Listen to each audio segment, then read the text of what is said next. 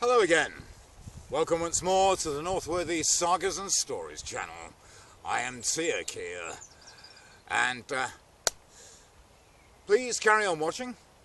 Please feel free to leave a comment. If you haven't seen part 1 of the story of Thor and the Middle-earth worm, then please click on the card.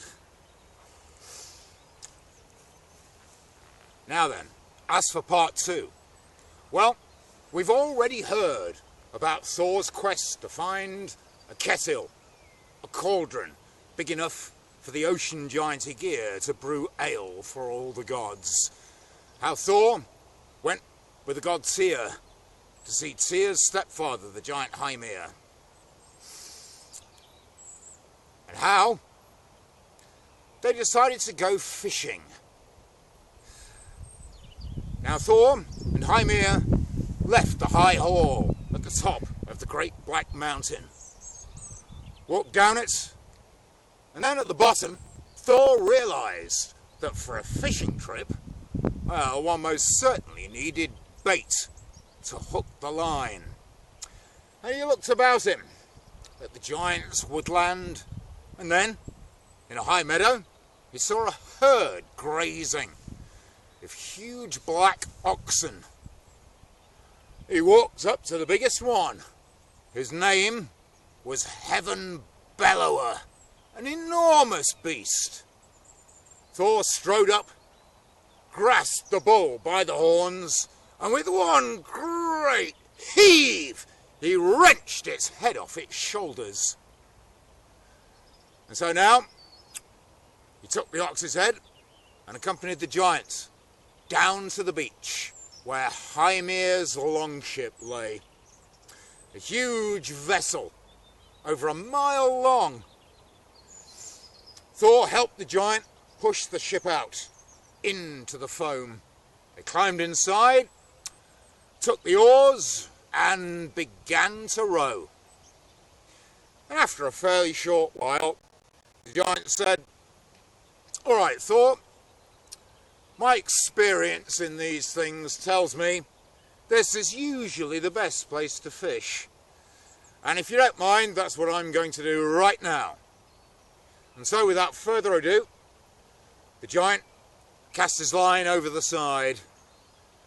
And in fairly short order, he hauled up a whale. And then, just to show Thor who was the better fisherman, he dragged another one up as well. There you are, Odin's son, Thunder. Look at that. Try and beat that if you can. Thor was quite sure he could. Already, he'd had enough of Hymir's hospitality and his bragging ways. And so now he grasped the oars and alone, he heaved on them so hard and for so long, he took the longship out further into the ocean than anyone has ever been before. Until finally, at last, he stopped. He dropped the anchor, and then he cast his line with the hook on the end of it, with the head of Heaven Bellower, the great black ox, firmly attached, dropped it over the side.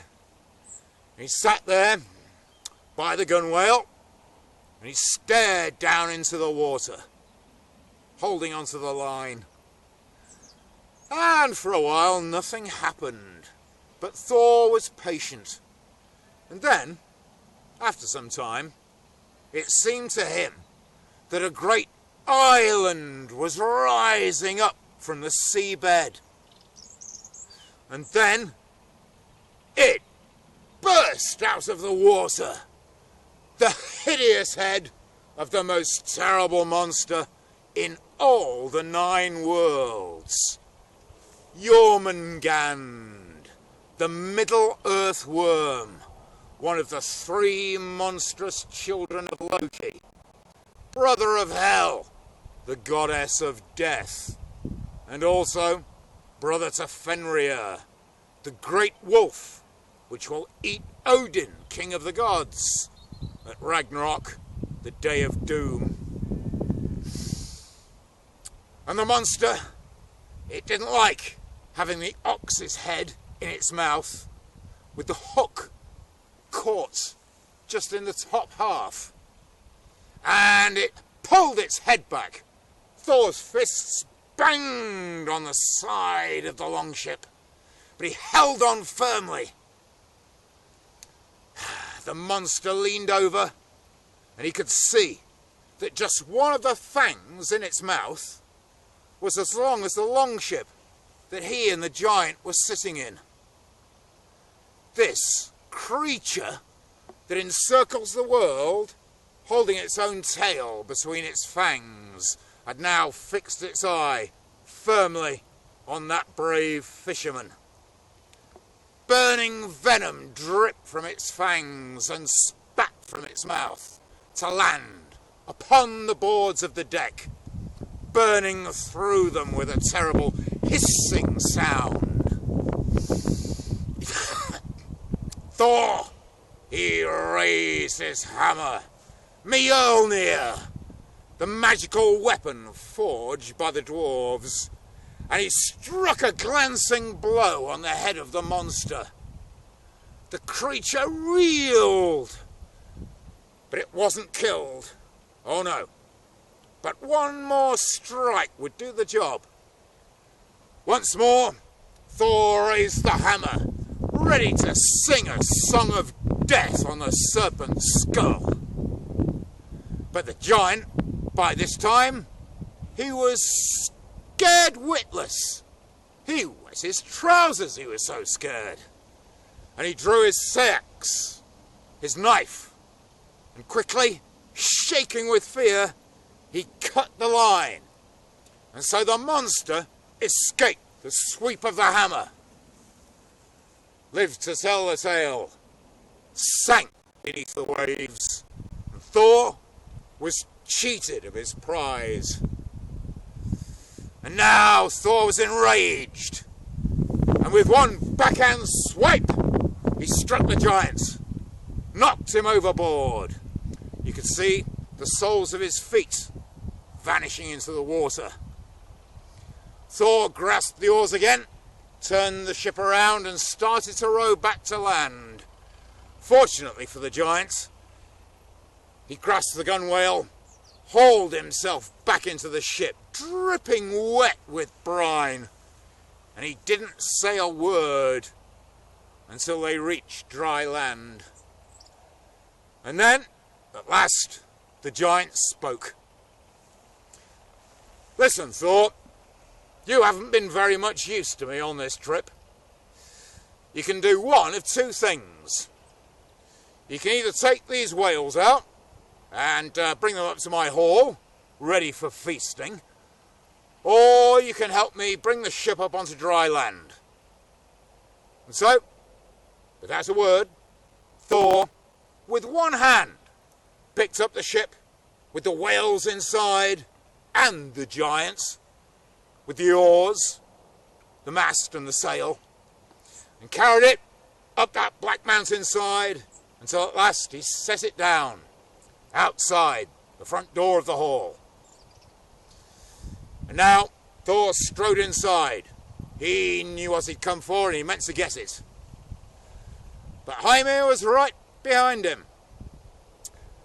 Listen, Thor, I know what you've come for. You didn't come here with my stepson just to pay me a social call. I know what you're after. I've heard all about your bet with Aegir, the ocean giant. I know you want that kettle over there, and I'll let you have it.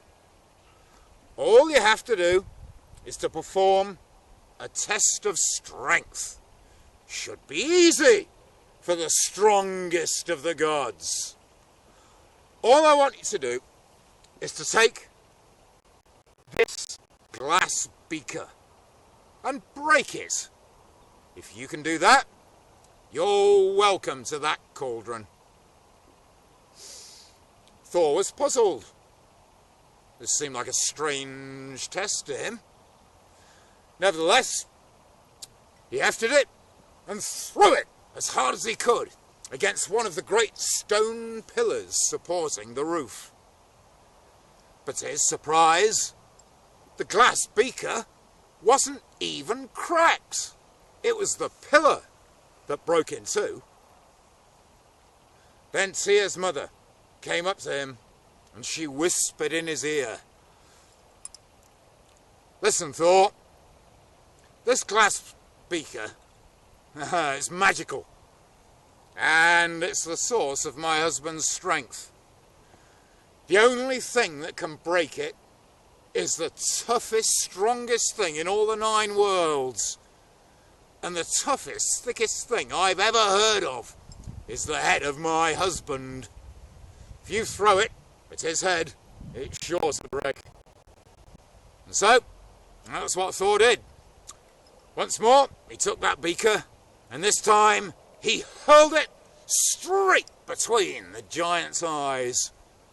And this time, the beaker shattered in a shower of shining shards. And now the giant sagged to the floor. All his strength had left him, and he was powerless to prevent the gods from leaving the hall. First of all, Tyr tried to pick the cauldron up. He couldn't do it. It was too heavy. But then Thor tried. He looked inside and saw that the cauldron was a league wide, 3 miles, and 3 miles deep. A league by a league, 5 miles around. Nevertheless, he summoned all his strength, hoisted up the cauldron and held it above his head. And with that cauldron held high, with the handle rings jangling about his ankles, he strode out of the jaws of the hall, walked out into the sunlight, and together the gods set off down the mountainside. But then all of Hymir's servants came swarming out of every crack and crevice in the black rocks, carrying knives, clubs, spears, axes and swords. And so Thor put the cauldron down, he took his hammer out, and he got to work. And he broke their bones and he crushed their skulls. And when they were all slain, the gods returned to Thor's chariot. They harnessed the goats, Gaptooth and Cracktooth, and set off back, left Giant Land, over the wide ocean, over Midgard, the Middle Earth, until at last they came to the first world, Asgard, land of the gods. And the very next night, up there, the gods prepared themselves. They put on all their banqueting finery. And then they went to Aegir's hall, beneath the waves, near the island of Flessie. And there it was, Aegir prepared a feast. But the ocean giant, who'd made the bet with Thor about the cauldron, he'd hoped to make Thor look a fool. But now, he wasn't laughing. Oh no, he was far too busy preparing food, serving it to all his guests, and also brewing ale. And many of the gods enjoyed themselves that night. Oh yes, and the goddesses too. But it was Thor who ate the most, as usual, who laughed loudest, and who drank foaming ale, whole tides of beer. And for now, well, that's the end of this story of Thor. Thank you very much for listening. Please feel free to leave a comment, and don't forget to click on the notification bell. and please subscribe. Keep watching. Thank you.